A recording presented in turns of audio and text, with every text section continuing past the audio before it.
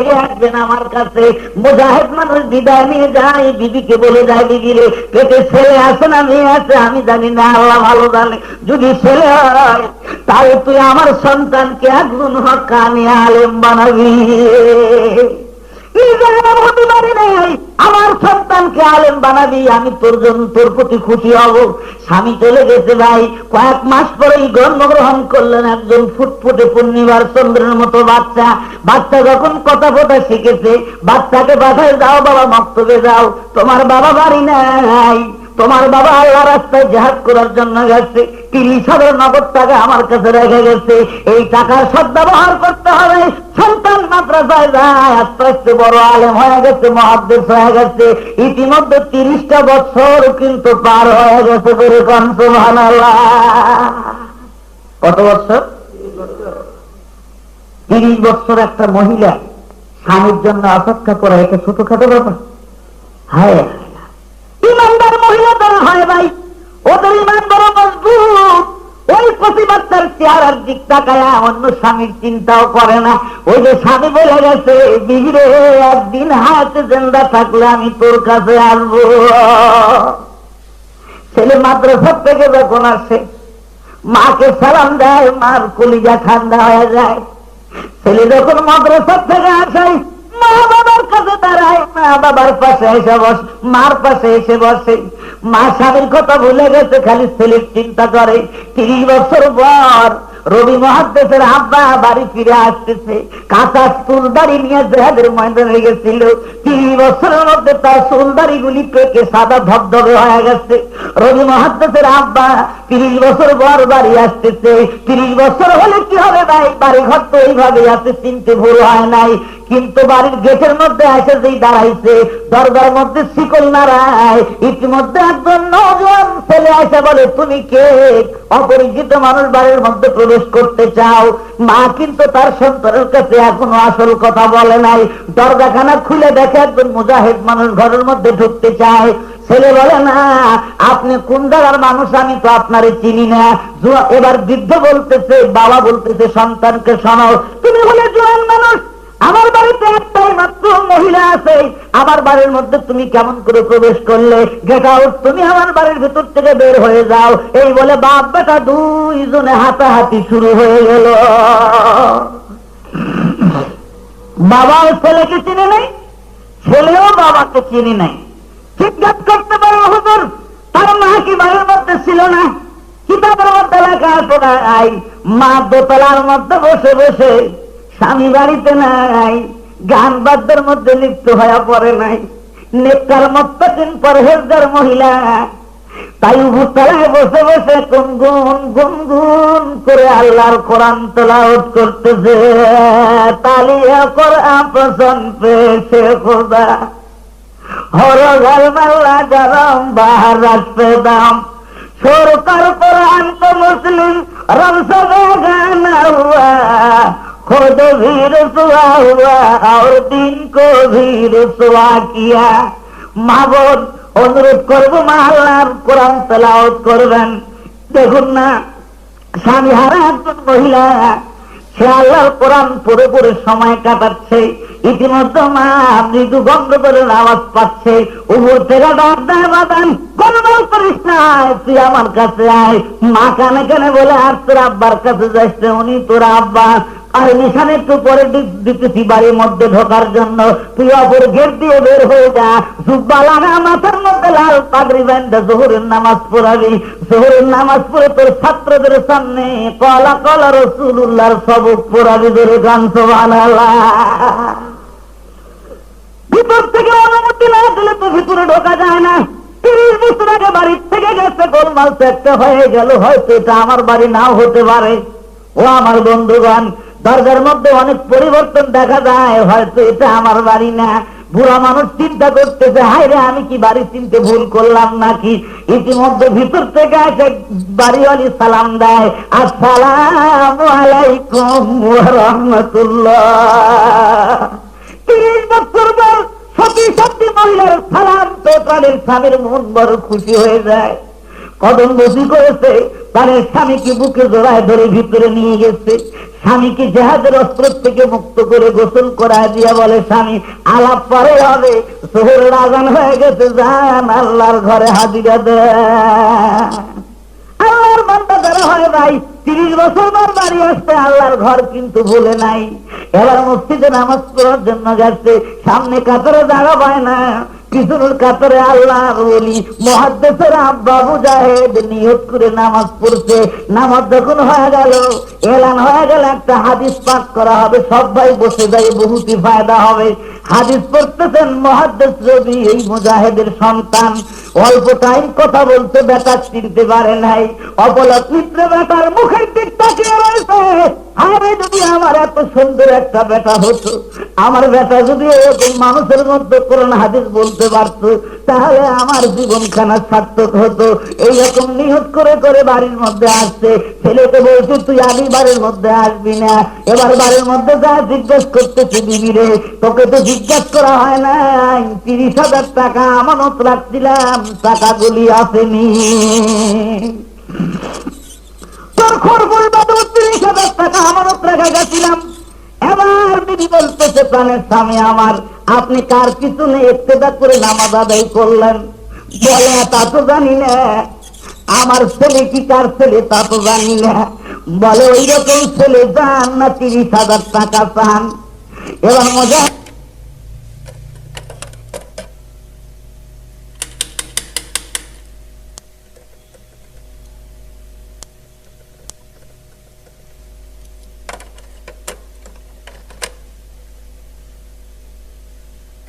অমন ছেলে যদি পাই 30,000 টাকা নয়, 30 লক্ষ টাকার চাইতে এইরকম সন্তান নিজে থাকা ভালো করে কর্মার হওয়া।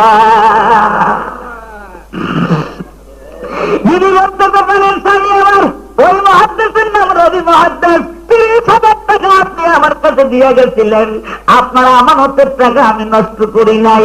আপনার ছেলেকে মানুষ বানাইছি, আপনার ছেলেকে ইঞ্জিনিয়ার বানাই নাই, ডাক্তার বানাই নাই, আপনার ছেলেকে প্রফেসর বানাই নাই, আপনার ছেলেকে আমি আল্লাহর অফিসার বানাইছি। প্রাণের স্বামী বিবিকে বুকের সাথে ধরা ধরে বলতেছে, বিবি রে তোর মতো বুদ্ধিমান বিবি দুনিয়ায় কেউ পাবে না। বেটা এসে এবার সালাম দিয়ে আব্বার পায়ে হাত রেখে, আব্বা আমি আপনারে চিনতে পারি নাই গো আব্বা, যদি আপনারে চিনতে পারতাম কোনদিন আপনার সাথে বেয়াদবি করতাম না। আল্লাহ কোরআন শরীফের মধ্যে বলেছেন, ওয়ালা তাকুল লাহুমা উফিন ওয়ালা তানহারহুমা ওয়াকুল লাহুমা কওলান কারীমা ওয়াখফিদ লাহুমা জানাহা যুল্লি মিনার রাহমা। পড়ুন, ওয়াকুল রাব্বিরহামহুমা কামা রাব্বায়ানি সগীরা। জিকির করেন, লা ইলাহা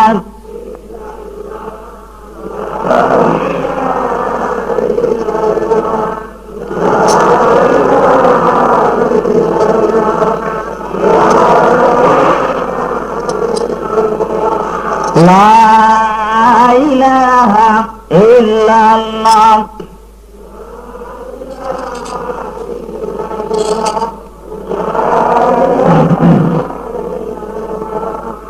লা ইলাহা ইল্লাল্লাহ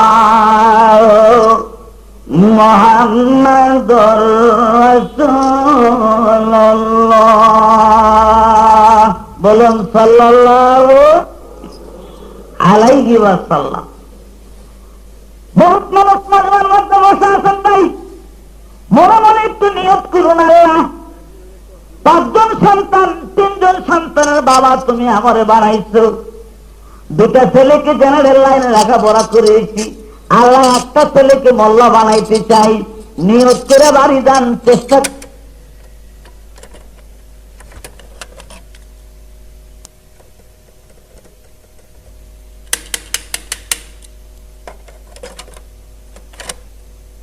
আল্লাহর বাবা বানায় আপনারে কবরে নিবে। বন্ধুগণ, একজন ম্যাজিস্ট্রেট দুনিয়ার থেকে চলে যাচ্ছে। একজন কাজী সাহেব, হাকিম সাহেব, ম্যাজিস্ট্রেট সাহেব, যিনি আদালতে ফৌজদারিতে বিচার করেন, এই ম্যাজিস্ট্রেট দুনিয়ার থেকে চলে যাওয়ার সময় বিবিকে বলে দেয়, বিবি রে, একটা পুত্র সন্তানের মুখ আমি দেখতে পারলাম না, সবে মাত্র বিয়ে করলাম, এখনই মালিকুল মউত আমার কাছে এসে গেল। বিবি রে, বলে যাই, তোর পেটে যে পুত্র সন্তান আছে না কন্যা সন্তান আছে তা আমি জানি না। যদি পুত্র সন্তান হয়, বিবি আমার মতো ম্যাজিস্ট্রেট তুই বানাবি না। ম্যাজিস্ট্রেটগিরি করলাম, হাকিমগিরি করলাম, দুনিয়ায় থাকতে পারলাম না, খালি হাতে চলে গেলাম, কিছু নিয়ে যেতে পারলাম না। বিবি, যদি পুত্র সন্তান হয়, ওই যে গ্রামের মাদ্রাসার মধ্যে লেখাপড়া করতে দিবি। আর আমি বলে গেলাম, আমার বড় পদ আমল নিয়ে কবরে গেলাম। আমার এই এতিম বাচ্চা যখন মাদ্রাসার থেকে ফিরে আসবে, রাস্তার মধ্যে যখন আমার কবরের পাশে দাঁড়াইয়া যা পড়ে আসবে তাদের কাছে তাই যেন একটু পড়াশোনা করে তারপরে বাড়ি আসে। আব্বা মরার সময় কি কথা বলে গেল ভাই? প্রাণের বিবি স্বামীকে কবরস্থ করে চিন্তা করতেছে, আল্লাহ ছেলে দিবে না মেয়ে দিবে তুমি ভালো জানো, এই পৃথিবীতে আমার আপন বলতে কেউ নাই। কয়েকদিন পরে আল্লাহ পুত্র সন্তান দিলেন। স্বামীর ওসিয়ত মোতাবেক নেককার বিবি সন্তানকে মাদ্রাসায় পাঠিয়ে দিয়েছে। হুজুরে পড়ায় দিয়েছেন, বিসমিল্লাহির রাহমানির রাহিম। মা বলে দিতে পারবেন, যাই তোমার উস্তাদ শিক্ষা দোক না কেন, তোমার কিন্তু বাবা দুনিয়ায় বেঁচে নাই। পৃথিবীতে তোমার আব্বা ডাকার মতো কোনো মানুষ নাই। ওই যে রাস্তার পাশে তোমার আব্বারে কবর দেওয়া হয়েছে, তুমি রাস্তার পাশে কবরের কাছে এসে একটু দাঁড়াবা, যা শিক্ষা করে আসবা বাবার কবরের পাশে তাই বলে তারপরে তুমি আমার কাছে চলে আসবা। ওই ছেলে ওস্তাদের কাছ থেকে বিসমিল্লাহর সবক নিয়ে আসছে। ভাই, ছোট্ট মানুষ কিচ্ছু বুঝে না, বাবার কবরের পাশে বেরোনোর পর মরা বাবার কথা স্মরণ হয়ে যায়। আমার তো বাবা নাই, বাবা তো আমার এই জায়গার মধ্যে ঘুমিয়ে রয়েছে। বাবার কথা স্মরণ করে ওই শিশু বাচ্চা, এতিম বাচ্চা যখন পড়তে শুরু করেছে, বিসমিল্লাহির রাহমানির রাহিম। আল্লামা শিহাবুদ্দিন কালিউবি রহমতুল্লাহ আলাইহি তার কিতাবের মধ্যে লেখেন, সাথে সাথে আল্লাহ জিবরাইলকে ডাক দেয়, জিবরাইল রে, তাড়াতাড়ি আযাবুল কবরের ফেরেশতার কাছে যা বল, আমার যে বান্দা কোরআন শরীফ তেলাওয়াত করতেছে তার বাবার কবরে আমি আল্লাহ আযাব দিব না। ও আমার বন্ধুগণ, কেমন আল্লাহ আযাব দিবেন? দুনিয়ার অফিসারের আব্বাকে যদি এতটুকু খাতির করা হয়, টিকিট ছাড়া যদি একটা সিগনেচারের বলে তার যদি বাড়ি পর্যন্ত আসতে পারে, আলেমের বাবাকে আল্লাহ রাব্বুল আলামিন ওই এলেমের খাতিরে কোরআনে কারিমের ইজ্জতের বদৌলতে আল্লাহ তার পাহাড় পরিমাণ গুনাহ মাফ করে তারে আল্লাহ জান্নাত দিয়ে দিতে পারে। আজ আমাদের বাংলাদেশের মধ্যে হাফেজ শব্দের দাম নাই। হাফিজি মাদ্রাসা লেখাপড়া করে ওদের কোন মূল্য সরকার দেয় না। খালি মনে করে আমার ছেলের জীবন তো আমি নষ্ট করব না। ভাইরা আমার, কান ফলায় শোনেন, নবী আরবি মুহাম্মদ রাসূলুল্লাহ এতিম নবী কত সুন্দর করে বলে যান, মান কারাল কুরআন ফাস্তাহফাযাহু ফাআল্লাহ হালালাহু ওয়া হারামা হারামাহু আদখালাহুল্লাহুল জান্নাহ। আল্লাহ নবী হালালকে হালাল, হারামকে হারাম জেনে চলাফেরা করছে। কিয়ামতের ময়দানে খালি হাফেজকে আল্লাহ বেহেশতের মধ্যে প্রবেশ করাবে না, ওই হাফেজকে আল্লাহ উচ্চ অফিসার বানায়া জাহান্নামের গেটের মধ্যে খাড়া করে দিয়ে বলবে, হাফেজ রে, তোর বংশের ভিতর থেকে এমন 10 জন লোক যদি জাহান্নামের মধ্যে যায় থাকে, ওই জাহান্নামের ভিতর থেকে টান দিয়া বাহির করে নিয়ে তুই খুশি মতো জান্নাতে চলে যা। ভাইরা আমার, নিয়ত করে বাড়ি যান গো ভাই। আলেম ছেলে কোনদিন বাবা মাকে কষ্ট দিতে পারে না। আমি এই জন্য আপনাদেরকে অনুরোধ করবো ভাই, এই এলাকার মধ্যে আলেমের বেশি বেশি প্রয়োজন রয়েছে, এলমের দিন শিক্ষা করার দরকার রয়েছে। জাকারিয়া চিরদিন আপনাদের মাঝে আসবে না, মাওলানা কামরুল ইসলাম চিরদিন এলাকায় আসবে না, সাইদি সাহেব আর আব্বাসী সাহেব আর যুক্তিবাদী সাহেব চিরদিন বাংলার জমিনে টিকে থাকবে না। আমাদের পরে এই পরবর্তী প্রজন্ম আসতেছে। আজ যে মঞ্চের মধ্যে বসে আমি ওয়াজ করতেছি, আজ থেকে 10 বছর পরে হয়তো এই মঞ্চের মধ্যে আমাদের ওই পরবর্তী সন্তানগণ এসে আপনাদেরকে আল্লাহর কোরআন শোনাবে। আমার বন্ধুগণ, আসুন দেখি একটু সামনের দিকে চলি, রব্বুল আলামিন কি বলেন। আমার সাথে সাথে জোরে সোরে আওয়াজ দিয়ে বলেন, বিসমিল্লাহির রাহমানির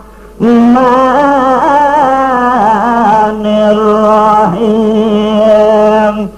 ومن تاب وعمل صالحا فإنه يتوب إلى الله متابا। যারা খাঁটি তওবা করে নেক কাম করবে, আল্লাহ রাব্বুল আলামিন তার তওবা কবুল করবেন। বাজা আছে হাসি বাজা, সদবার আগার তওবা সে কাশি বাজা। ফিরে এসো, শতবার যদি তওবা করে থাকো তাও ফিরে আসো। আমি আল্লাহ তোমার জন্য তওবার দরজা খোলা রেখে দিলাম। জোরে কোন সুবহানাল্লাহ। একজন আনসারী মহিলা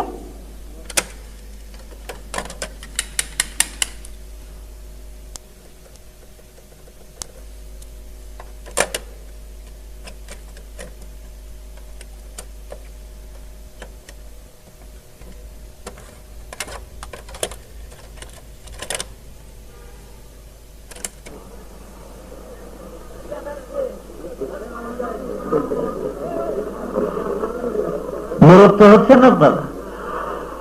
আমার বর্তমান কেবল আমার ঘড়িতে 9:45 বাজে, দোয়া হবে কিন্তু 11টায়, আর 1.25 ঘন্টা সময় থাকার নিয়ত আছে তো ইনশাআল্লাহ।